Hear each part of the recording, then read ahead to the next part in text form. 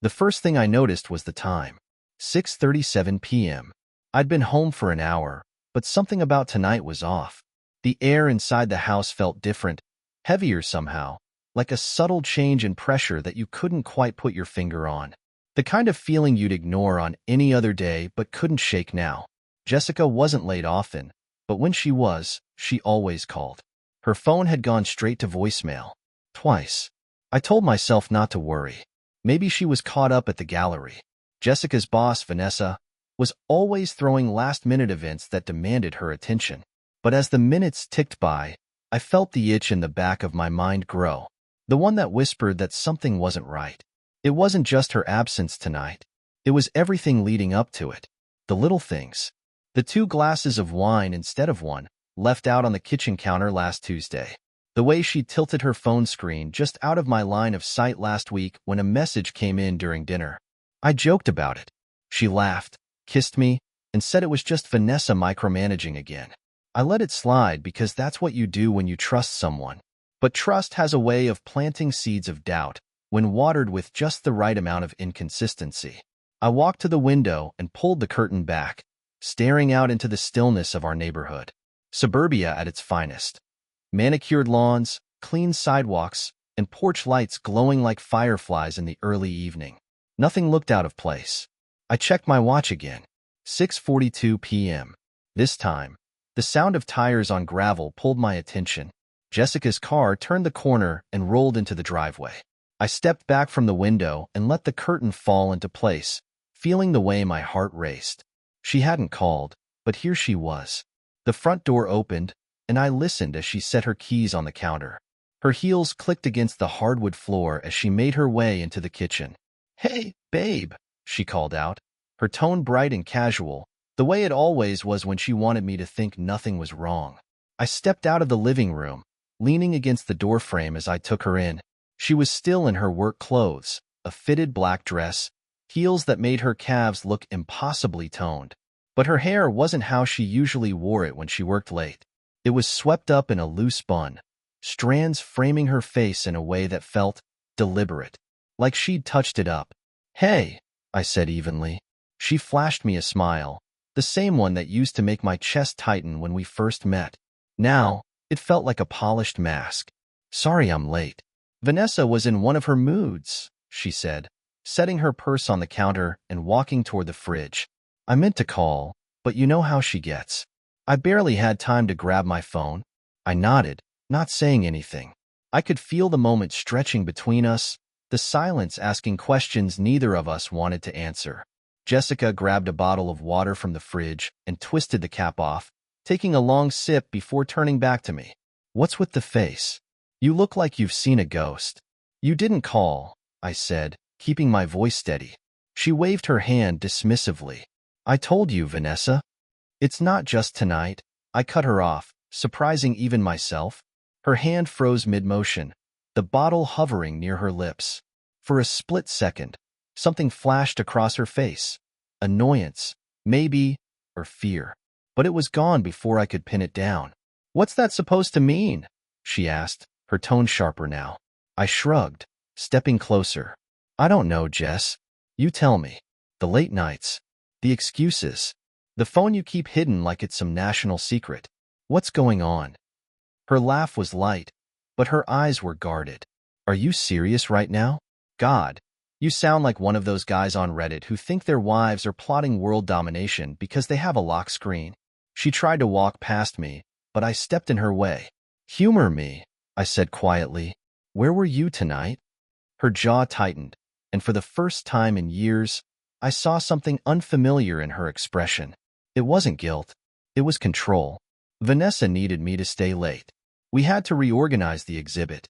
"I can call her if you want confirmation."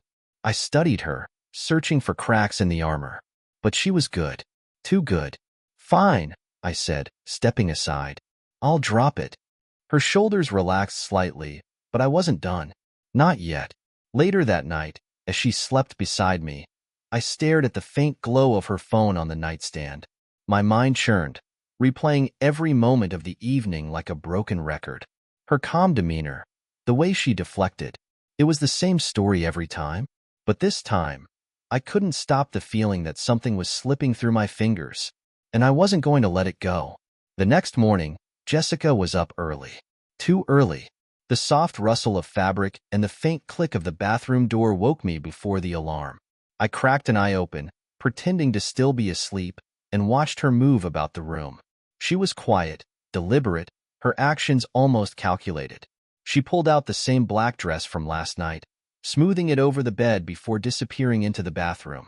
The sound of the shower started, muffled through the closed door. It wasn't like her to wear the same outfit twice in a row. Jessica took pride in her appearance, always cycling through her meticulously curated wardrobe. The repetition stood out like a red flag. I lay there, my mind turning over the inconsistencies. When she emerged, dressed and with her hair damp, I sat up, feigning grogginess. "You're heading in early today?" I asked, my voice rough with sleep. She froze for just a beat too long, then smiled. "Yeah. Vanessa needs me to prep for a potential buyer coming to see the exhibit. It's a big deal." I nodded slowly, but the words didn't sit right. Jessica had mentioned the gallery struggling a few months ago, their funding drying up. Who was this buyer? And why hadn't she mentioned them before? She leaned over, kissed me lightly on the forehead, and whispered, "Go back to sleep. I'll see you tonight." I didn't. After she left, I brewed a pot of coffee and sat in the living room with my laptop, the silence of the house almost oppressive. If she was lying, the truth would be buried somewhere. I just had to dig. I started with the gallery's website, combing through their recent announcements. No mention of any potential buyers or big exhibitions. Their last press release was from 2 months ago, a desperate plea for donations. Next, I checked Jessica's social media. Her posts were sparse, mostly obligatory pictures from events at the gallery or the occasional selfie. But something about her captions felt different now, overly polished, like she was curating a version of herself for an audience I wasn't a part of. It wasn't until I opened our shared bank account that my chest tightened. There were 2 withdrawals from the past week, each for $500, labeled as ATM transactions. Jessica rarely used cash. She preferred her credit card for the points. And $1,000 in a week? That wasn't like her. I dug deeper, combing through our transaction history. A charge from a high-end restaurant downtown caught my eye, one I'd never been to. It was dated 3 nights ago, the same night she claimed to be working late. The room felt colder suddenly. I rubbed my hands over my face, my heart pounding. This wasn't proof. Not yet. But it was something. I spent the next few days observing her. Not in an obvious way, just subtle shifts in my routine to match hers. I started coming home earlier from work, leaving my office door slightly ajar when I worked late so I could hear the faint murmur of her phone calls. She was good at keeping things locked down. Too good. But cracks began to show. One night, while she was in the shower, I finally got my chance. Her phone buzzed on the nightstand, a muted vibration that made my pulse quicken. The screen lit up, revealing a notification. "Nathan, can't wait to see you again." I stared at the message, the name unfamiliar. My hands itched to pick up the phone, to scroll through her messages, but I knew it would tip my hand too soon. Instead, I memorized the number. The next day, I took an extended lunch break and drove downtown to a little cafe near the gallery. It was the kind of place Jessica and I used to go to when we were younger, back when life was simpler. I opened my laptop and began searching. Reverse phone lookup services, public records, anything I could use to find out who Nathan was. It didn't take long. Nathan Peters, 34, owner of an exclusive consulting firm that specialized in high-value art acquisitions. I stared at his profile picture on the company website. He was polished, sharp, a walking cliché of a wealthy, handsome executive. My stomach twisted as I scrolled through photos of him at charity galas, shaking hands with donors, his arm draped casually over the shoulders of various women in cocktail dresses. This was who Jessica was spending her time with? Over the next few days, the pieces started falling into place. Jessica wasn't just working late. She was meeting Nathan. The charges to our bank account? They matched the kind of high-end lifestyle Nathan seemed to enjoy, expensive dinners, boutique hotels. I followed her one evening, parking a block away from the gallery and watching as she emerged, her black dress exchanged for a sleek red one. She climbed into a silver car waiting by the curb. I didn't recognize the driver, but I didn't need to. I followed at a distance, my heart hammering in my chest as they wove through the city. They stopped at a rooftop bar, the kind of place that required reservations weeks in advance. I stayed outside, watching as they disappeared inside, Jessica laughing at something Nathan said. The final blow came 2 days later when I found a document in her home office. A printed contract with Nathan Peters' consulting firm. It wasn't for the gallery. It was for the sale of a private art collection valued at $750,000. Jessica didn't own any art. At least, not that I knew of. So whose collection was she selling? And why was Nathan paying her $20,000 in consulting fees? The lies weren't just personal. They were financial, calculated, and tangled in something much bigger than infidelity. Jessica wasn't just cheating on me. She was playing a game I didn't understand yet, and I intended to find out exactly what it was. I sat at my desk that night, staring at the contract. The details of the sale, the transfer of funds, and the thinly veiled clauses about confidentiality painted a picture I didn't yet understand. The collection wasn't hers. I was sure of that. But who would trust her with something so valuable? And why was Nathan paying her directly instead of the gallery? The questions spiraled in my head, and sleep was out of the question. I needed answers. Pulling out my phone, I called an old friend. Ethan and I had been college roommates, and while I'd taken the corporate route, he'd pursued law enforcement, eventually starting his own private investigation firm. We hadn't spoken in a while, but this was one of those rare times when I didn't care about catching up. "Ethan," I said when he answered, "I need a favor." The next morning, I met Ethan at a diner on the outskirts of town. He looked the same as I remembered, broad-shouldered, with the kind of calm demeanor that made people spill their secrets without realizing it. "What's going on?" he asked, leaning back in the booth as the waitress poured us coffee. I slid the contract across the table, along with a hastily written summary of what I'd uncovered so far. "I think my wife is involved in something shady, possibly illegal. She's meeting this guy, Nathan Peters. He runs some high-end art consulting business. And there's this." Ethan scanned the documents, his expression unreadable. $20,000, he said finally, tapping the paper. "That's a hell of a consulting fee. And this collection, it's not hers?" "No, we don't have anything like that." He nodded, folding the papers neatly. "All right, I'll look into Nathan Peters. If he's as high profile as you say, there's got to be something out there. In the meantime, you need to keep playing it cool. Don't let her know you're suspicious." I clenched my jaw.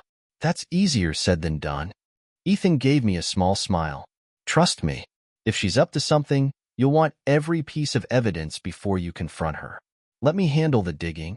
Over the next week, Ethan worked in the shadows, while I kept up the facade of normalcy at home.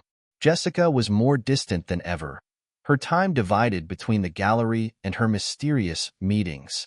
Then, one night, Ethan called. "You're not going to like this," he said without preamble. "Tell me." "Nathan Peters has a history. He's been tied to several high-value art thefts over the years. Nothing proven, but his name comes up in the circles that track this kind of thing. He's slick, never leaves a trail. If your wife's mixed up with him, it's not just an affair. It's something bigger." My stomach dropped. "You're saying she's stealing art?" "Maybe. Or laundering it. The $20,000 could be a payout for her role. I'm still digging into the collection mentioned in the contract, but it's not listed in any public registries. That usually means one of two things. It's privately held, or it's stolen." I let the information sink in, the weight of it pressing down on me like a boulder. "What do I do?" I asked finally. "You wait," Ethan said. "We need more proof.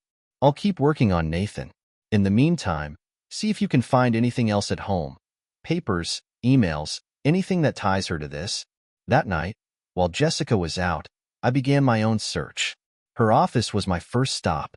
I rifled through drawers, scanned files on her computer, and even checked the trash for discarded papers.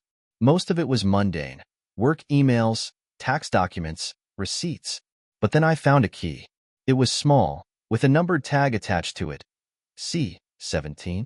I didn't recognize it as anything from our house, and my gut told me it was important. I slipped it into my pocket and continued my search, eventually moving to her closet. I wasn't sure what I was looking for until my hand brushed against a fabric lining that felt off. I pulled the lining back and found a hidden compartment at the bottom of the closet. Inside was a sleek black duffel bag. My pulse quickened as I unzipped it. Cash. Stacks of it, neatly bundled and rubber-banded. There had to be at least $50,000 in there. Tucked beside the cash was a phone I didn't recognize. A burner phone.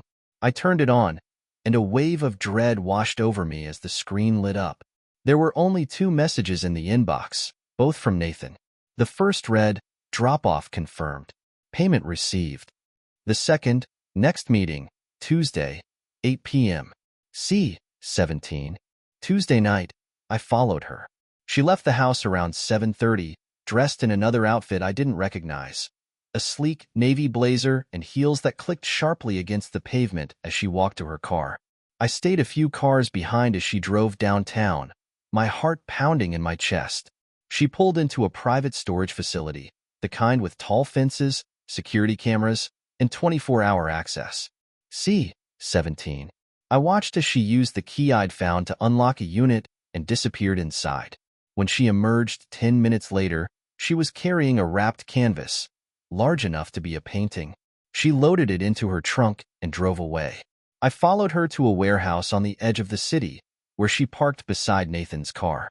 They exchanged words, their conversation too far for me to hear. Nathan gestured toward the warehouse, and Jessica nodded before they both disappeared inside.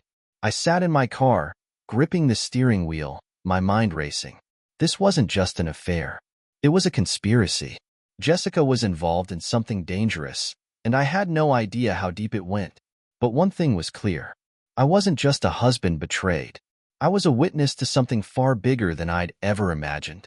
I sat in my car outside the warehouse long after Jessica and Nathan had gone inside. The temptation to follow them, to confront them both, was overwhelming. But I knew better. Charging in without a plan would only tip my hand. And if Ethan's suspicions were right, this wasn't just infidelity, it was criminal. I couldn't afford to act on impulse. Instead, I pulled out my phone and called Ethan.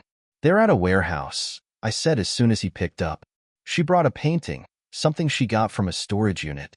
Nathan's with her." "Did you go inside?" "No." "Good. Don't. You don't know what you're walking into." My grip on the phone tightened.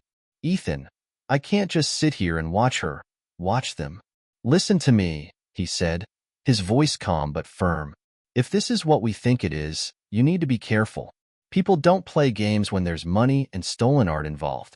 Get the address and leave. I'll have someone look into the property. We'll figure out who owns it and what it's being used for."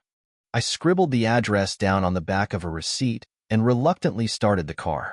The next day, I threw myself into planning. This wasn't just about Jessica anymore. It wasn't even about the affair. It was about how far she'd gone to hide her secrets and how much of my life she'd stolen in the process.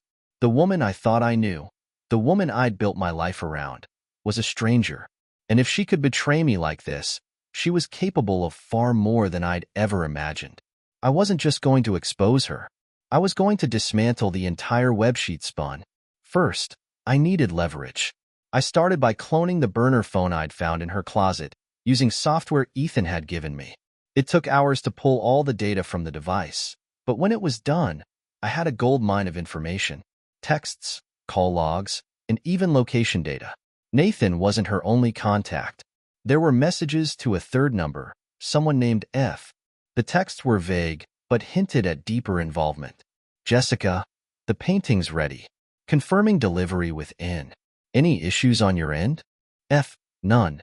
Make sure you keep the transaction clean. If this gets messy, it's on you." Who was F? A partner? A buyer?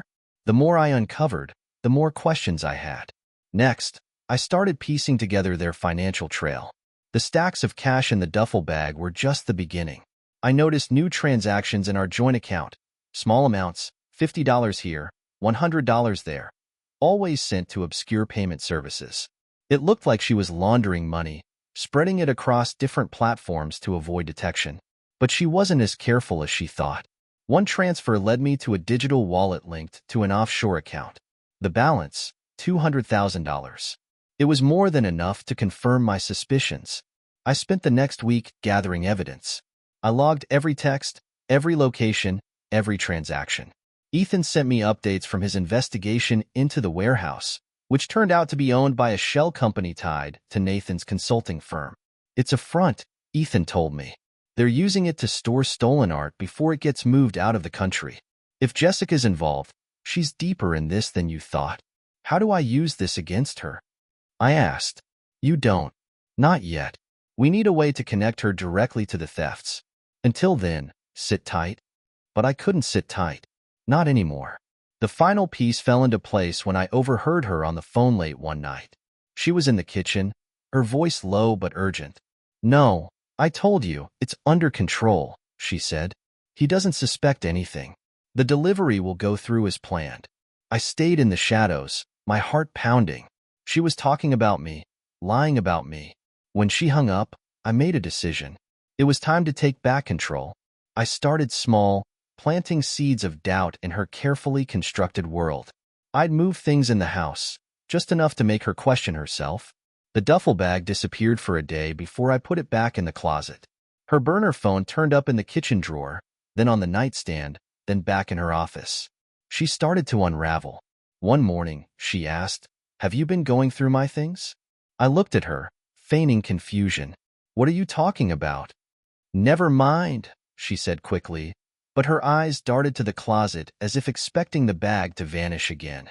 The next step was a carefully orchestrated leak. I copied the text between Jessica and Nathan, along with the details of her offshore account, and sent them anonymously to Vanessa, her boss at the gallery. If Jessica's behavior was going to implode, I wanted her to feel it from all sides. By the end of the day, she came home pale and shaken. "Vanessa suspended me," she said, dropping onto the couch. "Why?" I asked, my voice steady. "She got some ridiculous tip about financial misconduct. She thinks I've been embezzling." "Have you?" Her head snapped up, her eyes narrowing. "Of course not. I don't know where this is coming from." I shrugged, turning back to my laptop. "I'm sure it'll work itself out." While she scrambled to fix her professional life, I prepared for the final act. Ethan had uncovered the name behind F. It was a collector with a history of buying stolen art, someone with enough pull to ensure Jessica and Nathan's operation stayed under the radar. I leaked the information to the FBI, framing it as a tip from a concerned citizen. It wasn't hard to connect the dots for them. The offshore accounts, the storage units, the shell company, all of it pointed back to Jessica and Nathan. Now, all I had to do was wait. The raid happened on a Friday evening. I was home when Jessica burst through the door, her face white as a sheet. "They raided the warehouse," she said, her voice trembling. "Nathan's been arrested. They're looking for me." I leaned back in my chair, taking a slow sip of my coffee. "Why would they be looking for you?" She stared at me, her expression a mix of panic and suspicion. "I don't know. I wasn't even there." "Sounds serious," I said, setting my mug down. "Maybe you should call a lawyer." For the first time, she seemed to see me clearly, like a veil had been lifted. "You," she whispered, her voice dripping with realization. "You did this." I didn't deny it. Instead, I smiled. The knock on the door came 30 minutes later. The agents were polite but firm as they escorted her out. Jessica looked back at me one last time. Her eyes filled with something I couldn't place. Betrayal, maybe, or fury. But all I felt was satisfaction.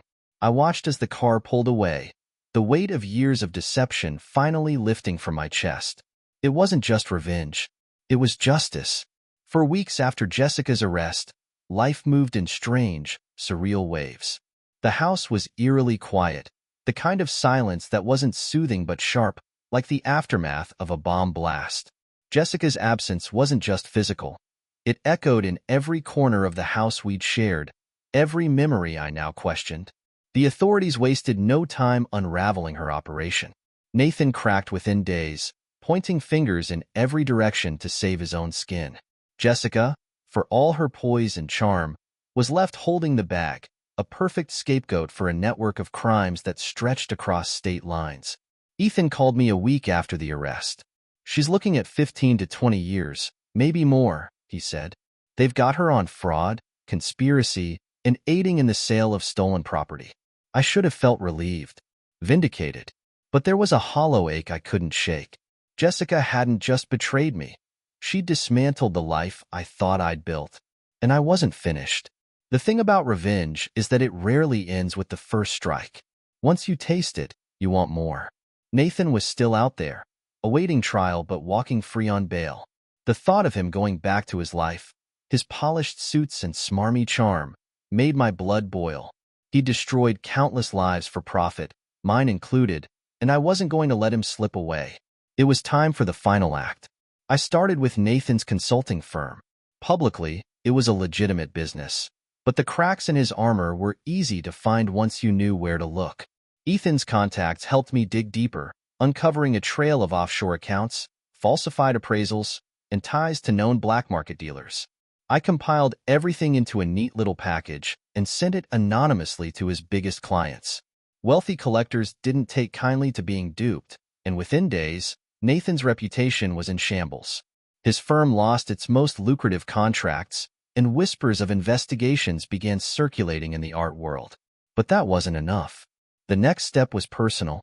Nathan lived in a penthouse downtown, the kind of place with floor-to-ceiling windows and a view of the city that screamed luxury. It was a fortress of glass and steel, but every fortress has its weaknesses. I started small, with things that would rattle him. Late-night calls from blocked numbers, packages delivered to his door containing empty frames. I knew he'd recognize the symbolism. Then, I escalated. One night, I hacked into the building's intercom system, a favor from one of Ethan's tech-savvy contacts, and flooded the lobby with recordings of Jessica's voice. Her laughter, her phone calls with Nathan, the whispered promises I'd pulled from the burner phone. By the time he called security, I was long gone. But the real coup de grace came a week later. Nathan was set to meet with a potential investor at an upscale restaurant downtown. It was a last-ditch effort to salvage his crumbling empire. I arrived early, slipping a flash drive into the restaurant sound system. Ethan had helped me splice together a recording of Nathan discussing his shady deals, paired with damning audio from Jessica's phone. As the dinner service began, the recording played over the speakers. "I don't care how it gets done," Nathan's voice boomed across the room. "Just move the painting. Make sure Jessica keeps her mouth shut, or we're all screwed." The room fell silent.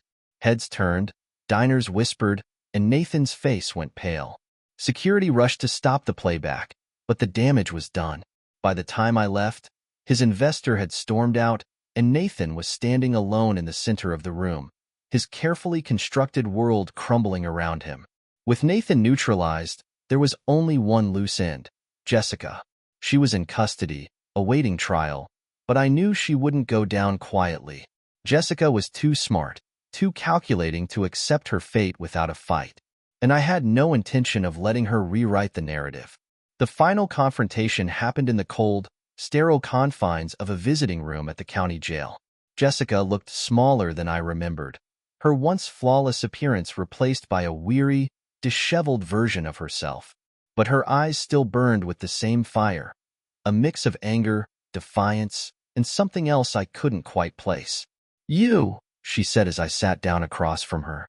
"Me," I replied evenly. For a moment, we just stared at each other, the weight of everything unspoken pressing down like a heavy fog. "You think you've won?" she said finally, her voice sharp but hollow. "I don't need to win," I said. "You lost all on your own." Her lips curled into a bitter smile. "You don't know the half of it, do you? You think you've exposed me, that you've destroyed me. But I wasn't just doing this for myself. I was doing it for us." I leaned back, folding my arms. "Enlighten me." She hesitated, her bravado cracking just enough to let a sliver of vulnerability show. The gallery was going under. I was trying to save it, to save us. Nathan promised me it would be temporary, just enough to get us back on our feet. "You think that justifies what you did?" I asked, my voice rising. "Lying to me? Stealing? Dragging me into your mess?" Jessica's eyes hardened. "You don't get it, do you? You never did.